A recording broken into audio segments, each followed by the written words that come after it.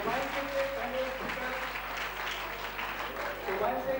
पहले स्पीकर आज की इस मुबाइसे में अपने दलाइल पेश कर रहे हैं।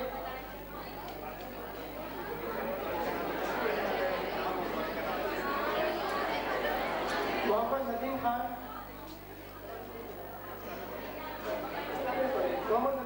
जो कि साले कॉलेज का ताल्लुक था, इस मुबाइसे के पहले मुकर्रिर थे और मैं इस मुबाइसे की कार्रवाई को मजीद आगे बढ़ाने के लिए मुखालफत और मुआफ़क़त के दोनों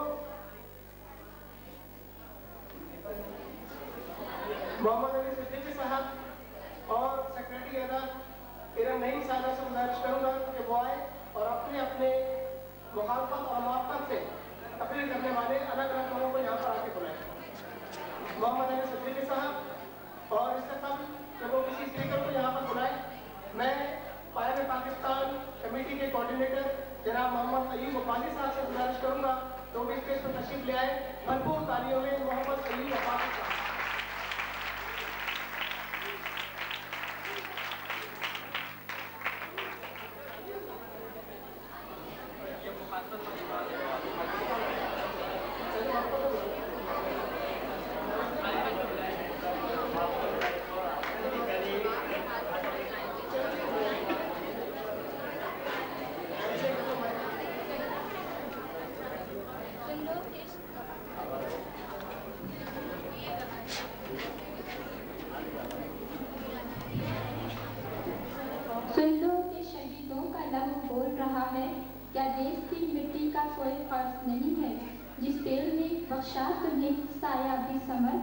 क्या उसकी हिफाजत की तेरा फर्ज नहीं है।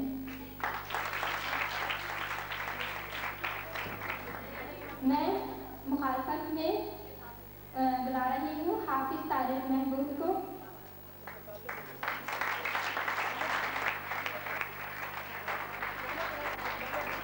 इनका ताल्लुक जामा कराची से है।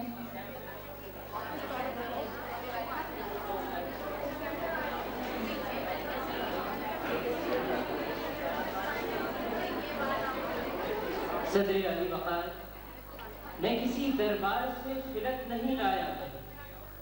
मेरा तो नामो नसब तामीर इस मिट्टी की है। माँ दुखों से अपने बच्चों को बचाती है तो फिर हर सितम के सामने शमशीर इस मिट्टी की है। और खुदगर्ज लोगों ने जो हालत बना दी है सलीम, कौन कहता है कि ये तकदीर इस मिट्टी की है। सदर अली वक़ार, मुझसे पहले एक साहब यहाँ तशरीफ लाए और कहने लगे कि सोचते सोचते मैं घर से चला और सोचते सोचते सर सैयद कॉलेज के दरवाजे पे पहुंचा और फिर इस ऐवान में दाखिल हुआ तो मैंने फैसला किया कि मैं करारदाद की हिमायत में बात करना चाहता हूँ। यानी सदर अली वक़ार, उन्होंने ये फैसला इंतहाई उजरत में किया, इंतहाई जल्दी में किया। और हमने बुजुर्गों से भी सुना है कि जल्दी का काम शैतान का काम हुआ करता है। और आज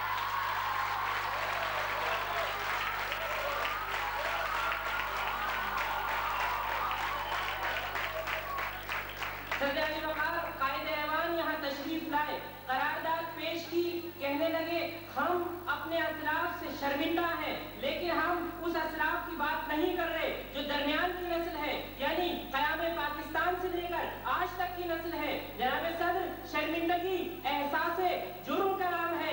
जब इंसान के जहन में ये ख्याल पैदा होता है कि वो ये काम नहीं कर सका है, या ये ख्याल पैदा होता है कि ये काम उसे करना चाहिए था और वो काम उसने नहीं किया है, तो फिर एहसास जुर्म पैदा होता है। ये एहसास जुर्म शर्मिंदगी कहलाता है। लेकिन कायदे-ए-ऐवान के बकौल वो काम हमने नहीं किए। पाकिस्तान को हमने 2 लाख नहीं किया।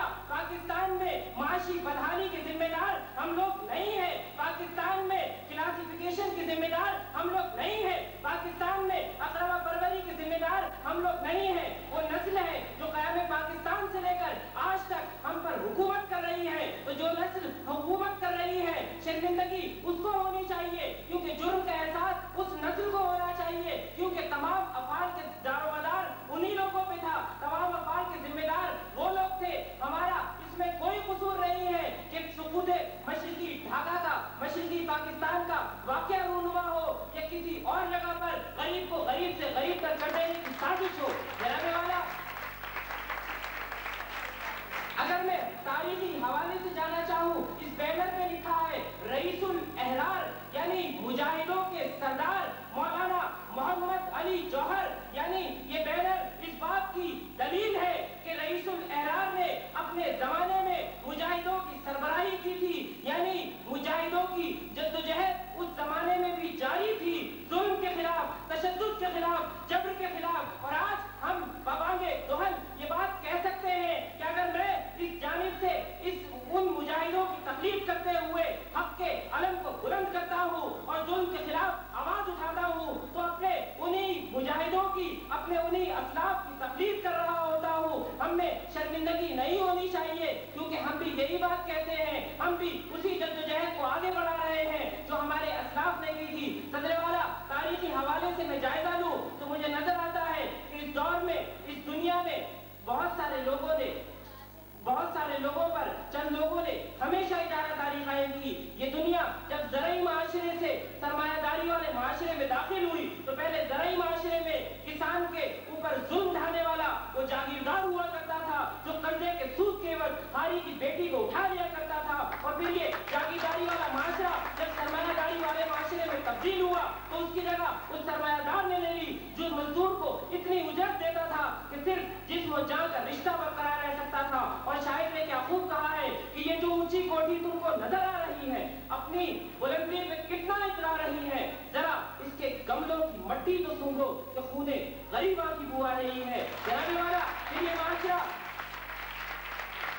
ये माशरा इर्तिकाई मनाजिल तय करता हुआ आगे दाखिल होता है, सनती दौर में दाखिल होता है, इर्तिका का अमल जारी रहता है। और इस इर्तिका के अमल के दौरान मुजाहिदों की जद्दोजहद की दास्तां भी जारी रहती है। इसीलिए हम कहते हैं कि हम अपने असलाफ की तकलीफ करते हुए आज भी हक के अलम को बुलंद रखे हुए हैं। ये हमारा कसूर नहीं है। हमारे असलाफ ने तो ये कहा था कि अली मुर्तजा की मिसाल मेरे सामने आती है कि यहूदी और अली मुर्तजा एक ही कटहरे में खड़े नजर आते हैं, लेकिन पाकिस्तान का आईन जो हमने नहीं बनाया वो ये कहता है कि सदर और गवर्नर को किसी अदालत में पेश नहीं किया जा सकता। इसमें हमारा कोई कसूर नहीं है। जब मैं अपने असलाफ की जानिब देखता हूँ तो मुझे नजर आता है कि उमर फारूक के कुर्ते के मुतालिक कोई भी शख्स खड़े होकर ये पूछ सकता है कि आपके हिस्से में ये कपड़ा नहीं था, ये कहां से आया। लेकिन पाकिस्तान का आईन जो हमने नहीं बनाया, आज पाकिस्तान के आईन के रखवाले सदर मुमलिकत करोड़ों रुपए के तीतरों का शिकार खेलते हैं और गरीबों को महंगाई के बोझ तले दबाते चले जाते हैं। असेंबलियों में अपने लिए मराहत के बिल पास कराते हैं और गरीब को गरीब से गरीब तक करने की साजिश करते हैं। जनाबे वाला जाते जाते सिर्फ एक बात कहूंगा कि हमें कबूल नहीं जिंदगी असीरी की, हम आज तौके सलासिल को तोड़ डालेंगे। हमारे देश पे अगयार हुक्मरान क्यों, हम अपने हाथ से लौहो कलम संभालेंगे। फजा मुहीत सही, मरहले कठिनी सही, सफीना हल्काए तूफा से हम निकालेंगे। और अगर नुकूश राह तीरगी में डूब गए, हम अपने खून से हजारों दिए जला लेंगे।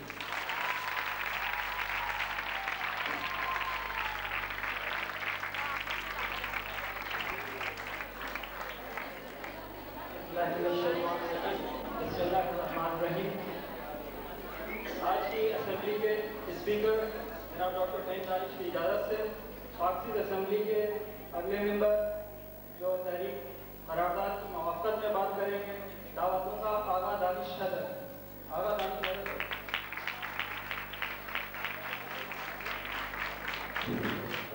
अपने कॉलेज का नाम बताइए। Government degree science college Malik. जनाब सदर मौजूद हाज़िर गिरामी, अस्सलाम वालेकुम। मैं कायदे ऐवान की हिमायत करता हूँ और हम वाकई अपने असलाफ से शर्मिंदा हैं। हम क्यों नहीं अपने असलाफ से शर्मिंदा होंगे कि हमारा वतन पाकिस्तान किसी ने तश्तरी में रख के पेश नहीं कर दिया, किसी शख्स ने हमारे वतन पाकिस्तान को तो गलत नहीं दे दिया, बल्कि हमारा वतन पाकिस्तान हो गई। तब जाके जब पाकिस्तान वजूद में आया, अभी हमारा पाकिस्तान अभी कायम नहीं हुआ था। कायदे आज़म मोहम्मद अली जिन्ना पाकिस्तान को संभाल ही रहे थे कि कायदे आज़म मोहम्मद अली जिन्ना हमें ताज़ में मुखालफत दे गए। कायदे मिल्लत लियाकत अली खान ने पाकिस्तान की बागडोर को संभाला।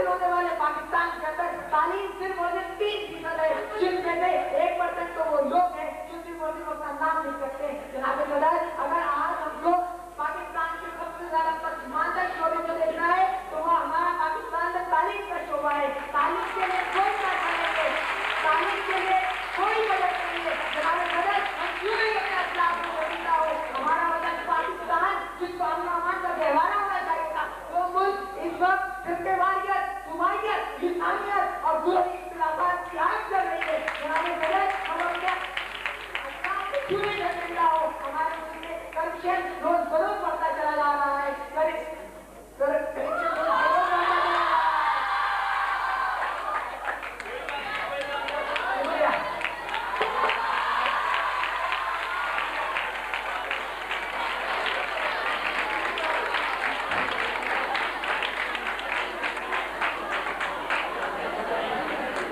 करारदाद की मुआवकत में अगले मुकर्रर गजल नईम साहिबा तशरीफ रखें।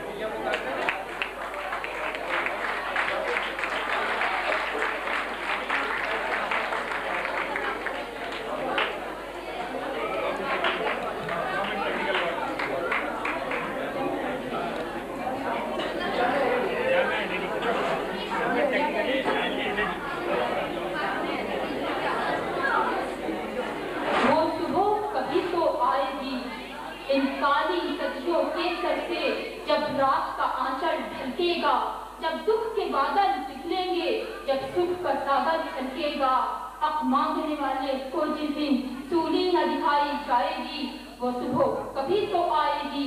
मजबूर बुढ़ापा जिस दिन सूनी राहों की धूल न सूंघेगा, मासूम लड़कपन जिस दिन सूनी गलियों में भीख न मांगेगा, सच कहने वाले को जिस दिन सूली न दिखाई जाएगी, वो सुबह कभी तो आएगी।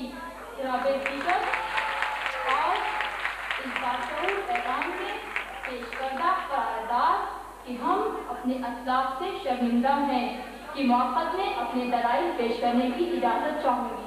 आज जो हम इस बाशऊर ऐवान में जमा हैं और इस बात का एतराफ़ करते हैं कि हम अपने असलाफ से शर्मिंदा हैं, तो गोया उस कड़वे सच की निशानदेही करते हैं कि जिससे आज हर दिशऊर आँख चुराता है। जनाब स्पीकर, आज इस बात की मुखालफत सिर्फ वही लोग कर सकते हैं जो इस मुल्क के गद्दार हैं, जो जिस थाली में खाते हैं उसी में शेख करते हैं, जिन्होंने अपना ईमान, अपना ज़मीर, अपने मुसलमान होने का तकद्दुस सब कुछ भेज दिया है। क्योंकि जब हराम और हलाल की ज़मीन बाकी न रहे तो फिर इंसान अपने करतूतों पर शर्मिंदा नहीं होता है, बल्कि उसे छुपाने के लिए उस पर और भूखा पर्दा डालता रहता है। जनाब स्पीकर, आज मैं इनसे पूछती हूँ कि क्या 48 बरस पहले हमारे अकादमी ने अपनी जानों का नजराना देकर जिस अहद पाक का कयाम अमल में लाया गया था, आज उस पर ऐसे हुक्मरान जाबिर हुक्मरान सियासत का नंगा नाच करें? क्या उन्होंने ऐसे ही चमन को जिसको उन्होंने अपने खूने जिगर से सींचा था, आज उस चमन का एक एक फूल, उस फूल की एक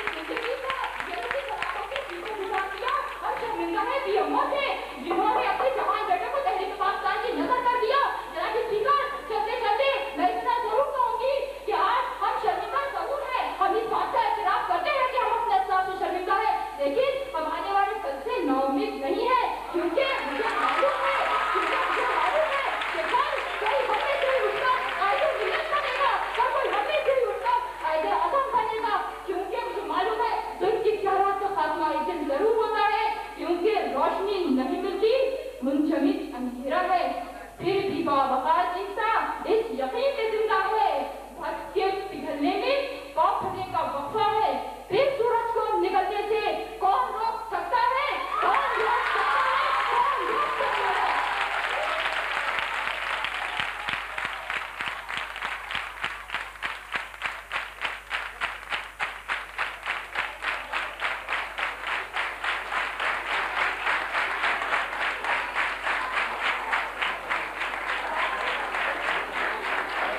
वैसे तो हर शख्स यहाँ बात बहुत करता है, बात तो जब है कि वो बात का मेयार है।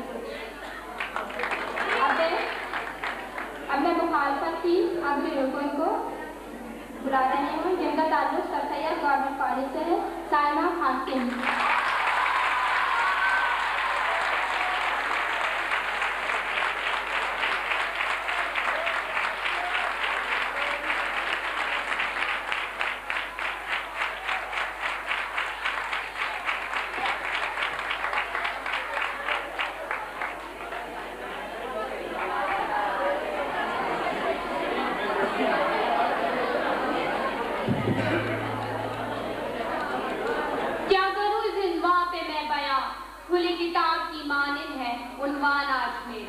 जनाबे वाला मैं इंतहाई सब्र और तहम्मुल से उस जानिब के लोगों की तकारीर सुनती रही।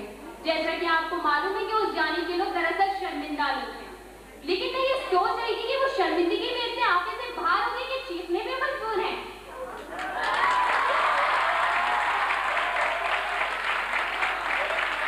जनाबे वाला शर्मिंदगी में इतना ये हाल है कि अगर ये शर्मिंदा ना होते तो इनका क्या हशर होता।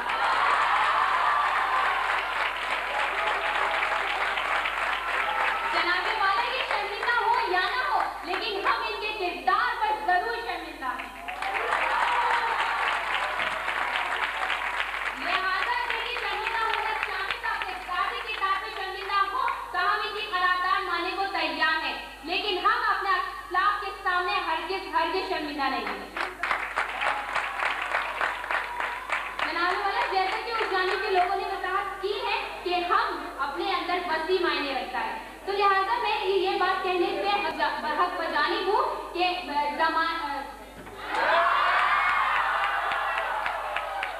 हमसे मतलब जमाना है और जमाना हमेशा आगे की तरफ बढ़ता है। जमाना हमेशा आगे की तरफ बढ़ता है। हाँ, लिहाजा इसकी रफ्तार कम और तेज हो सकती है, लेकिन ये कभी रुक नहीं सकता, क्योंकि रुकने का मतलब मौत है।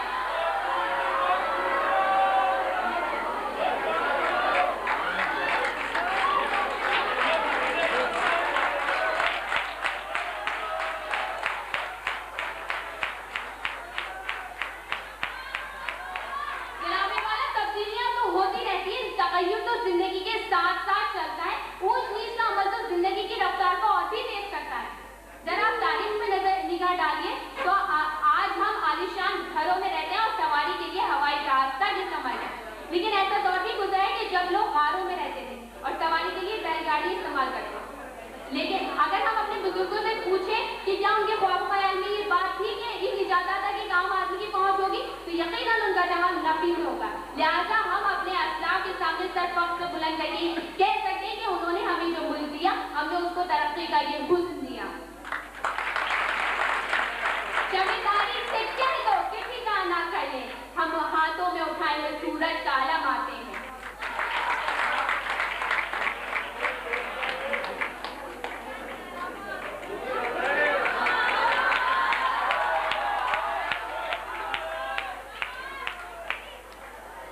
जनाबे वाला उस जानिब के लोग दरअसल उस कबीले के लोग लगते हैं जो सिर्फ बुराई ढूंढने के शायक होते हैं।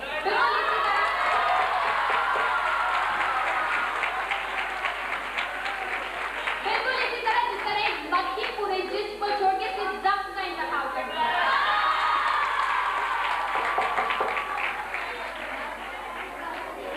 जनाबे वाला आज पूरी दुनिया अपने कारनामे दिखा रही है जिसका हमारे असलाफ सोच भी नहीं सकते। आज ही की दुनिया में कंप्यूटर इजाद हुआ है और आज ही के दौर में कैंसर जैसी मुंजी बीमारी का इलाज दरियाफ्त हुआ है।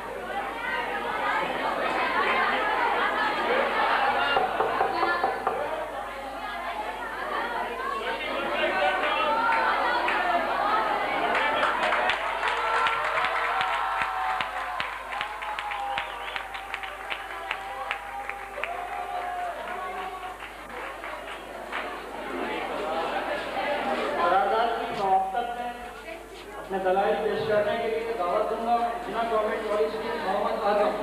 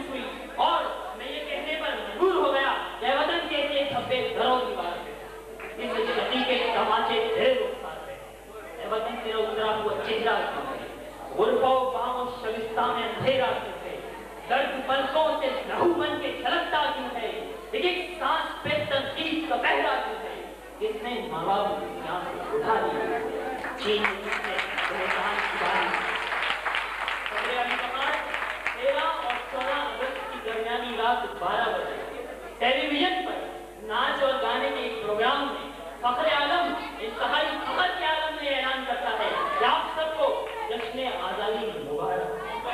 उसी दिन के 12 बजे 14 पाकिस्तानियों को जश्न आजादी की खुशी में शहीद कर दिया जाता है। एक ऐसी ममलकत जिसको इस्लाम के नाम पर वसूल किया गया हो, जिसमें दिन का आगाज नाच और गाने से हो, तो फिर यह मुमकिन है कि दिन का एक प्रोग्राम आहों और यूं से हो। फिर मैं ये कहने पर मजबूर हो जाता हूँ, हम अपने असलाफ से शर्मिंदा हैं। जी हाँ सदर वकार, हम अपने असलाफ से शर्मिंदा हैं। जब मैं देखता हूँ कि सलामती काउंसिल में कश्मीर कमेटी ने कश्मीर का मसला नहीं उठाया और बरतानवी अफगान ने उनकी तवज्जो शराब से की, जब मैं देखता हूँ कि लाड़काना में राजा जाहिर की वर्षी मनाई गई और चांडिका मेडिकल कॉलेज के प्रिंसिपल के कमरे से कायदे आज़म की तस्वीर उतारकर बेनजीर भुट्टो की तस्वीर लगा दी गई, कोर्ट का दौरा हुआ और कोर्ट रात्रि की 9 बजे अमेरिका के हवाले कर दी। और मैं देखता हूँ कि बेनजीर भुट्टो का मसला बनाने के लिए मस्जिद की दीवार शहीद कर दी गई। और जब मैं देखता हूँ लोधरा की जैनब अपने 2 साल बेटे के हमरा समंदर देखने आई और अपने बेटे की लाश लेकर वापस गई। इसके बावजूद हम पे वो शख्स ये कहे कि हम अपने अखलाक से शर्मिंदा नहीं है, खामोश क्यों हो, दादे जफा क्यों करते, बिस्मिल हो तो कातिल का पता क्यों नहीं देते, रहजन हो तो हाजिर है बताए दिलो जाने, रहबर हो तो मंजिल का पता क्यों नहीं देते, मुस्लिम हो तो तुम इंसाफ करोगे, मुस्लिम है अगर हम पता क्यों नहीं देते।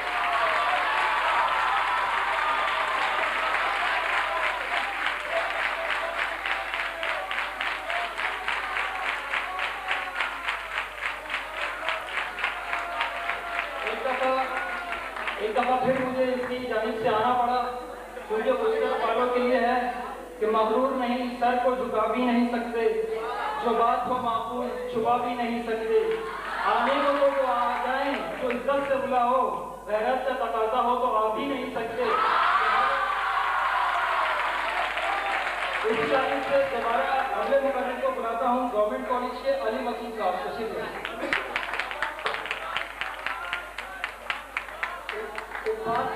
एक बात वादे करते चलूं कि मुखालफत और मुआफ़क़त की जानिब से आने वाले कैंपेन हज़रात जो हैं वो इनके साथ भरपूर ताउन करेंगे। दोनों को इस बात की इजाज़त है। क्या मुसलमान चले अदालत है? शहर का शहर है विरासत है। मुझे शर्मिंदा होने से मत रोको, ये लोग शामिल है मेरी के साथ। सदर अली वकार ऐवान बाशऊर में पेश करता करारदाद हम अपने असलाफ से शर्मिंदा हैं कि भरपूर हिमायत करता हूँ। सदर अली वकार कल शब अंधेरा पुरशबाब था। मैं अपने कमरे में सो रहा था। अचानक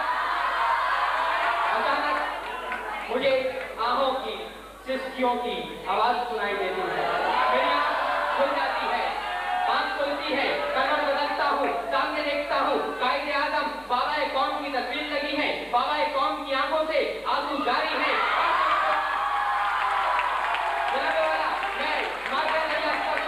मालूम होता है कि वो बाबा कौम फरमाते हैं। कहाँ गया वो जज्बा, कहाँ गई वो खुदी, कहाँ गया वो वलवला, कहाँ गया वो नारे लगा था लेके रहेंगे पाकिस्तान, बढ़ के रहेगा हिंदुस्तान। लेकिन सदर अली वकार जब मैं अपने वोट से नजर डालता हूँ तो मुझे मालूम होता है कि मेरे मुआशरे में आज नारा लगता है कि लेके रहेंगे अफगानिस्तान, बढ़ के रहेगा पाकिस्तान, लेके रहेंगे सिंधु देश, बढ़ के रहेगा पाकिस्तान, लेके रहेंगे जिनापुर, बढ़ के रहेगा पाकिस्तान। तो सदर अली वकार मैं ये कहने पर मजबूर हो जाता हूँ कि हम अपने अखलाक से शर्मिंदा हैं।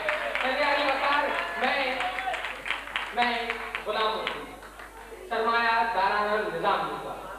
मैं गुलाम हूँ, जागीर दाराना निजाम हूँ।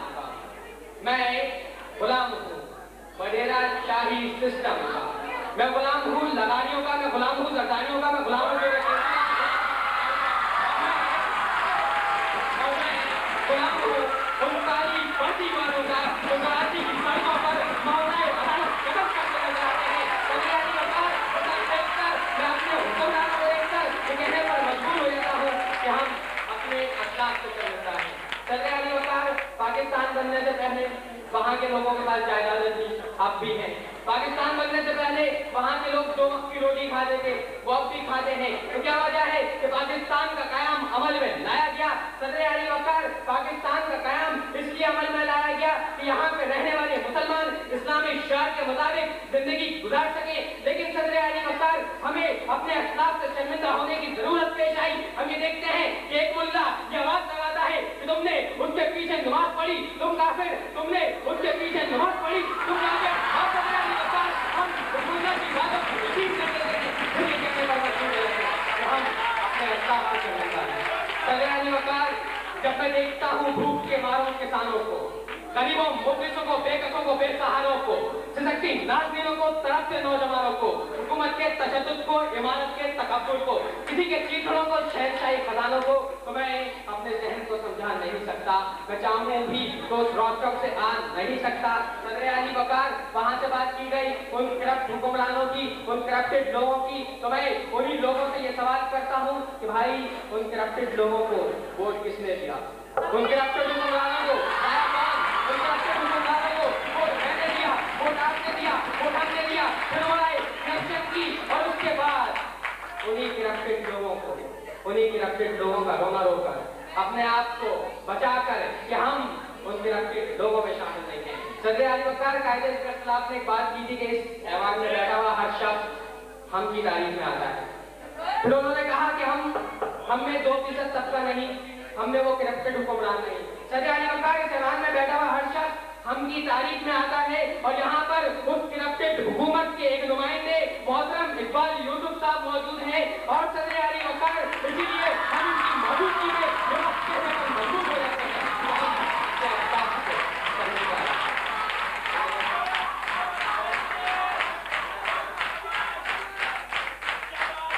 जाते जाते जितना ही कहूँगा, घंटियां हो चुकी हैं, 2 दफा बच चुकी है कि कैसा तेरी महफिल में दस्तूर जुबानबंदी है, यहाँ तो बोलने को तरसती है जुबानबंदी।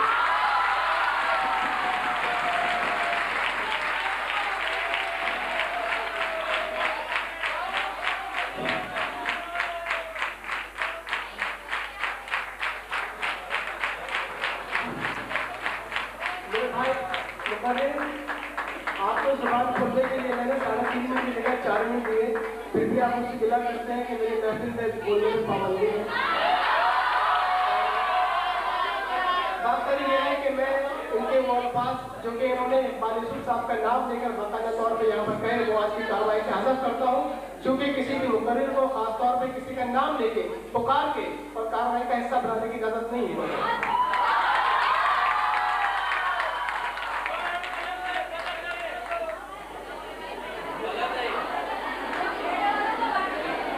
यहाँ के मुकाबले कम है, लेकिन फिर भी आप मायूस ना हो कि चिराग आग तेरे शब्द इस कदर उदास ना हो कि तेरे बाद अंधेरा नहीं उजाला है। हमें खबर है कि हमने चिराग आग तेरे शब्द हमारे बाद अंधेरा नहीं उजाला है। अगले मुकाबले को मैं बुला रही हूँ मोहम्मद नदीम, जिनका ताल्लुक जामा मिलिया पॉलिटेक्निक कॉलेज से है।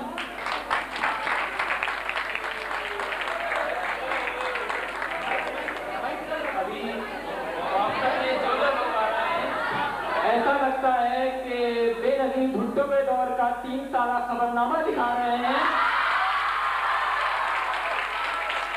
शर्मिंदा हम नहीं है, शर्मिंदा तुम हो।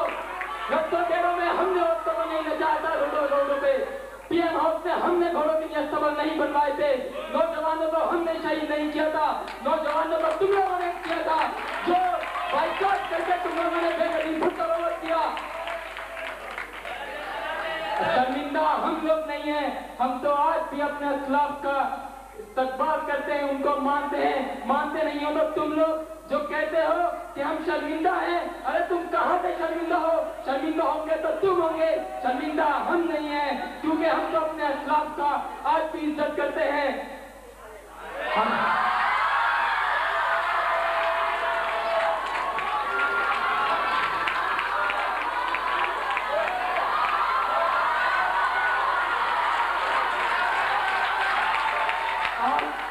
शर्मिंदा होने का अंदाजा लगा लो कि एक आदमी शर्मिंदा भी नहीं होता जब भी तालियां बजाते हैं।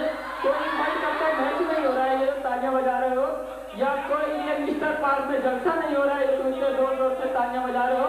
अरे हम लोग तो अपने इस्लाम को मानते हैं, जब भी आज हमने मौलाना मोहम्मद अली जौहर का प्रोग्राम किया है। तुम लोग शर्मिंदा हो, हम लोग शर्मिंदा नहीं है, क्योंकि तुम लोग तो ऐसे प्रोग्राम कर भी नहीं सकते।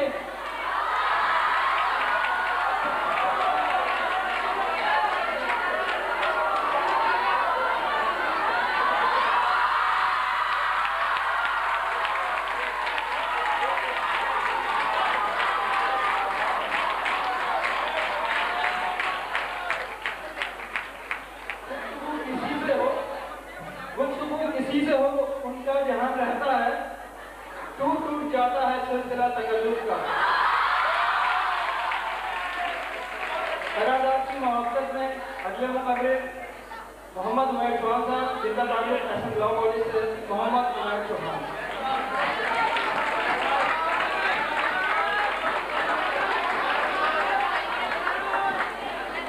मैं आज इस ऐवान में पेश की गई करारदाद हम अपने असलाफ से शर्मिंदा हैं कि भरपूर हिमायत करता हूँ।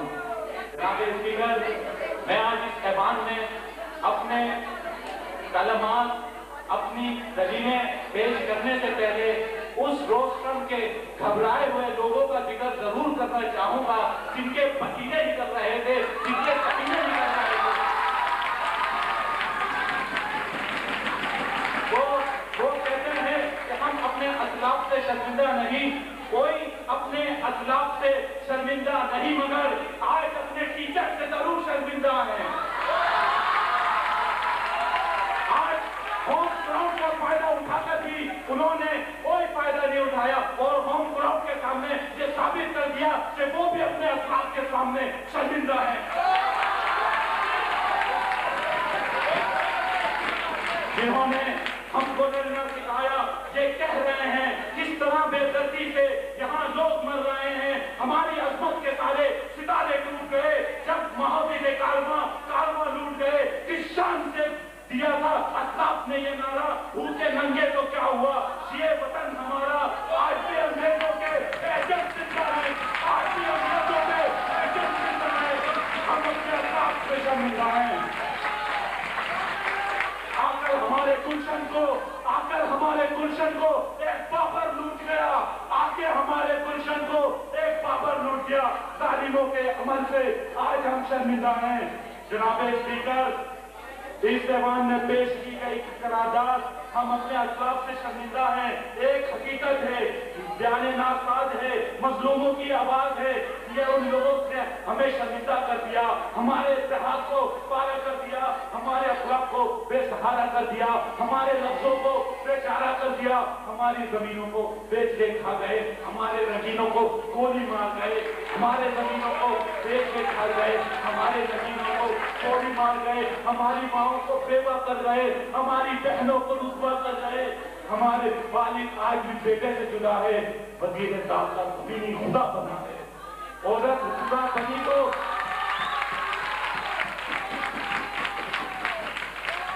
औरत हुक्मरान बनी तो इस्लाम से फिर गए, सारे अरमान मट्टी में मिल गए। पहाड़ों के मौलवी ने जब औरत की हिमायत की, मुफ्ती महमूद भी कब्र में बदल गए।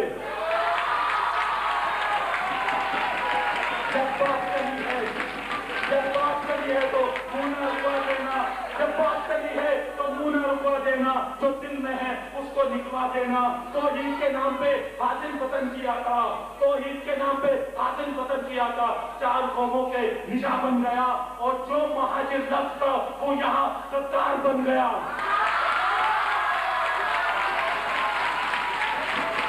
ये कैसा वतन है, ये कैसा वतन है जहाँ जी सकते नहीं, अपने हक की बात कह सकते नहीं। हुकूमत जालिम समाज बन गए, हुकूमत जालिम समाज बन गए, वकील साले शैतान बन गए।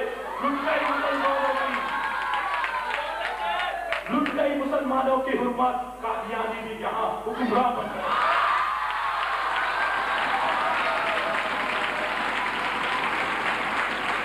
जहाँ पे जीना मरने से कम नहीं, जहाँ पे जीना मरने से कम नहीं, लुटेरों को यहाँ जरा कम नहीं। गंदुम के खेतों में किस्मत के बाजार लगते हैं, कोयलों के जामों में किस्मतों के मीना बाजार लगते हैं। लोटे बन के करोड़ों के मालिक बन जाने वाले, अपने तस्कीन के खातिर घोड़े बन जाने वाले, उसूलों पे सौदाबाजी करने वाले, यहूदियों के नाम पे सियासत करने वाले, अस्पतालों के जरिए सियासत करने वाले, इंसानियत के लिए कैंसर बन जाने वाले, जिन्होंने मियादाद को खत्म करवाया,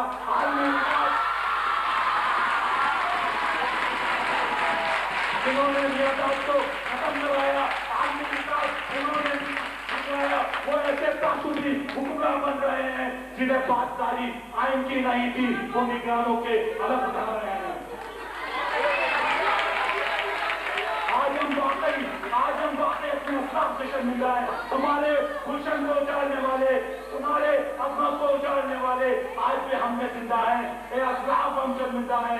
गरीबों को हुक्मरानी की सजा मिल रही है, ऐसे लोगों को गोली मिल रही है, गरीबों को हुक्मरानी की सजा मिल रही है, ऐसे लोगों पे सरकारी गोली चल रही है, सरकारी जूतों के नीचे हम मर रहे हैं, जानवरों से ज्यादा बदतर जिंदगी बसर कर रहे हैं। रोजगार मांगो तो कोटे का बहाना, रोजगार मांगो तो कोटे का बहाना, वोट में जाओ तो गद्दारी का निशाना। कसूर में हुक्मरानी का नशा बोल रहा था, जिसे सारा जमाना सुन रहा था। वर्ल्ड बैंक को हमारी इज्जत दे दी गई, इनसे खानदानी मंसूबा बंदी ले ली गई।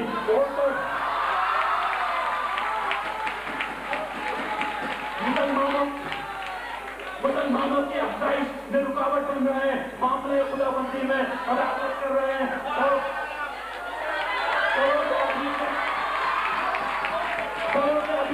दुपट्टा हटा है, सरों से अभिषेक दुपट्टा हटा है, सीने से चढ़ के गले में फंसा है। अभी तो बेरबी के और दिन बाकी हैं, अभी तो याशी के आयाम बाकी हैं।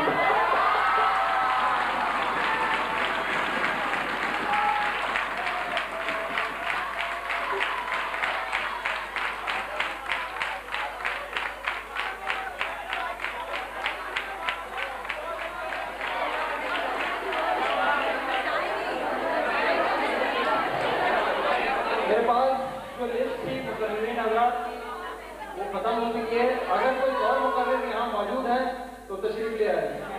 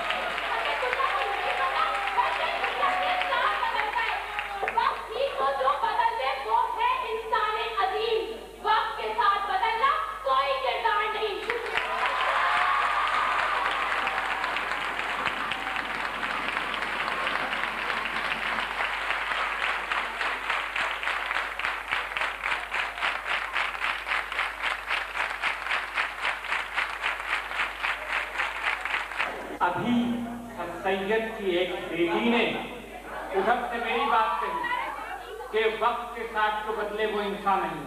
हम भी तो यही कहते हैं कि अफसानों को देते हैं हकीकत के मदारिज, और जो है हकीकत उसे कहते हैं फसाना।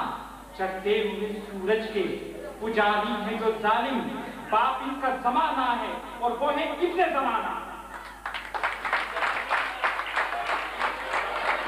हजरे आली बकार मैं समझता था कि कायदे ऐवान ही काफी है, लेकिन उनके हवारियों को जो देखा तो पता चला वो सोने पे सुहागा। एक नौजवान मुकर्रिर कुछ गोल मटोल से मालूम हो रहे थे, उधर से आए थे, कहने लगे घर से निकला सोचता सोचता बाहर आया, सोचता सोचता सैयद कॉलेज पहुंच गया। अंदाजा कीजिए कि सोचते सोचते सर सैयद कॉलेज पहुंचते हैं या अकवा कॉलेज पहुंचते हैं। मेरे भाई, अम्मा बाबा ने तुम्हें स्कूल भेजा था और तुम सर सैयद कॉलेज पहुंच गए।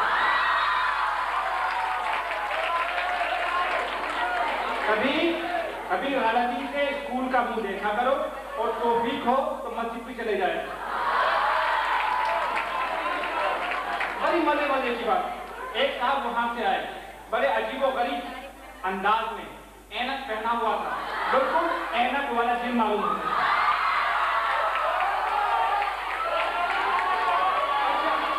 अच्छा, बड़ी मजे की बात नहीं करते,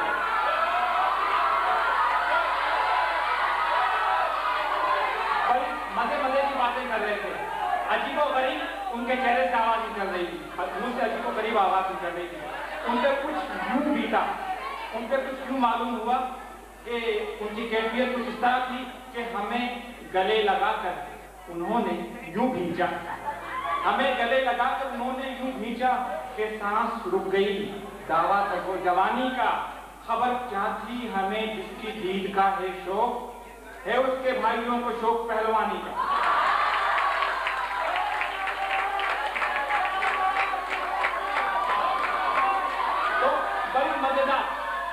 बड़ी मजेदार बातें की गई। मौजू पे करारदाद के हवाले से बात करने के बजाय कभी इधर की बातें की गई, कभी उधर की बातें की गई, बजाय इसके कि कायदे हिज़्ब इख्तिलाफ ने और उनके साथियों ने जो नुकात उठाए थे इंतहाई मुतद्दिल अंदाज में उनका जवाब दिया जाता।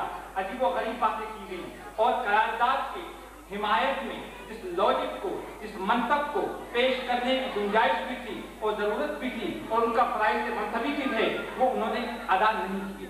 मजे की बातें करते रहे, वक्त गुजरता रहा, उनकी बारी पूरी हो गई। कहने लगे, एक बीबी बड़ी भोली भाली मासूम सी मालूम हो रही थी उधर से, कहने लगी कि हम कायदे आज़म की रूह से शर्मिंदा हैं।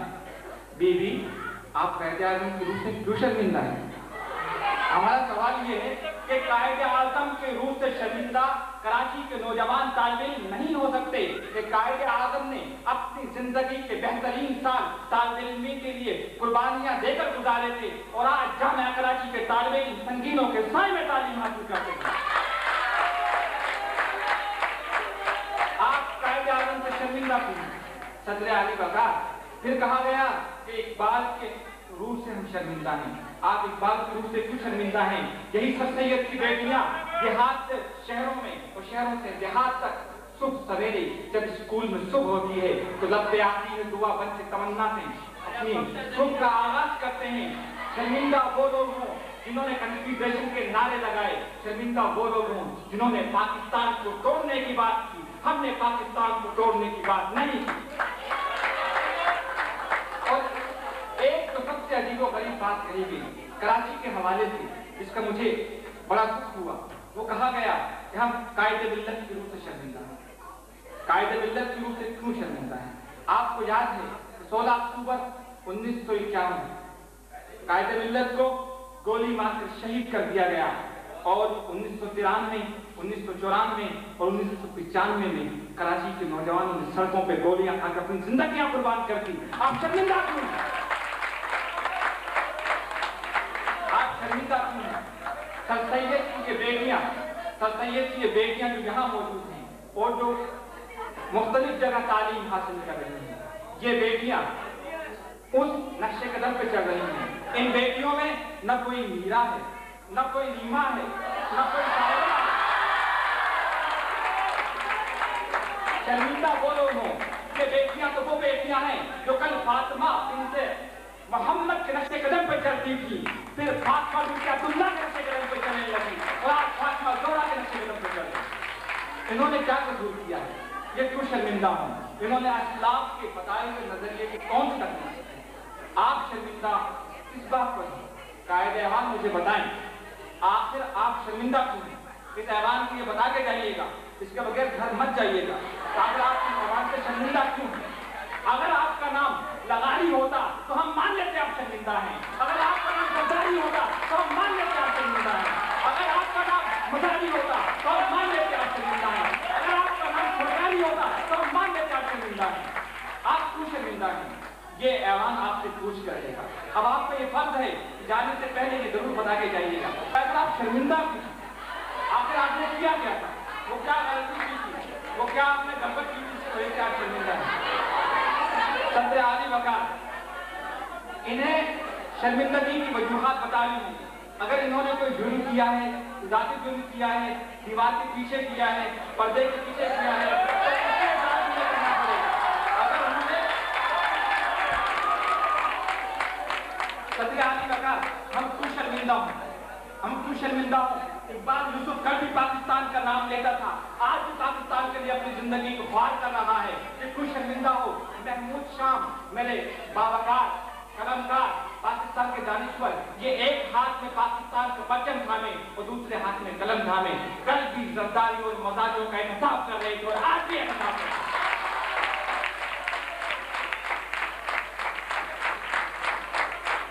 फहीम दानिश पाक जमीन गुल काउंसिल ये मोहतरम इसातिज़ा क्यों शर्मिंदा हों? ये कल भी बच्चियों को तालीम दे रहे थे, आज भी बच्चियों को तालीम दे रहे हैं। आखिर इनका जुर्म क्या है बताया जाए तो ये अपने अखलाक से शर्मिंदा हों। इन्होंने कोई जुर्म नहीं किया।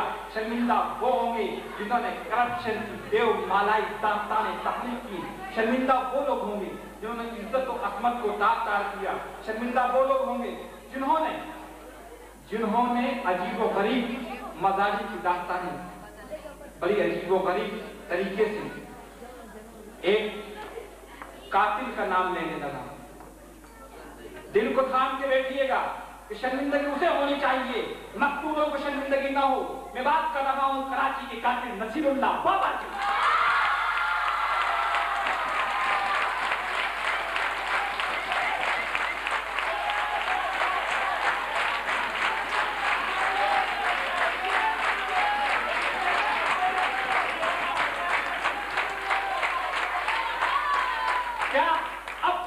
मकतूल बेटों की माएं शर्मिंदा होंगी? क्या